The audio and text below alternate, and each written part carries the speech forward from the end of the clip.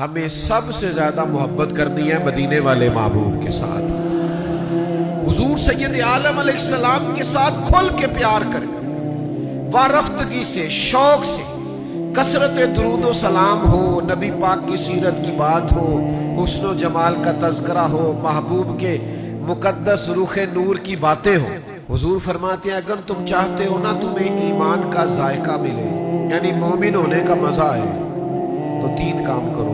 ایک تو ہر چیز سے بڑھ کر اللہ رسول سے پیار کرو، اور دوسرا جس سے بھی پیار کرو اللہ کی رضا کے لیے کرو۔ یہ لالچ چھوڑ دو، یہ ذاتی مفادات چھوڑ دو، یہ اپنی ذاتی منفعت کے لیے تعلق داریاں لگانی چھوڑ دو، محض اللہ کی رضا کے لیے پیار کرو۔ اور تیسرا فرمایا اسلام قبول کرنے کے بعد کفر کی طرف جانا تمہیں اتنا ناپسند ہو جتنا بندے کو آگ میں جانا ناپسند ہوتا ہے۔ فرمایا یہ تین کام کرو گے تمہیں ایمان کا ذائقہ ملے، نبی پاک سے پیار کرے، رسول اللہ صلی اللہ علیہ وسلم کی غلامی کرے، حضور کی محبت کا شوق اپنی طبیعت میں پیدا کرے۔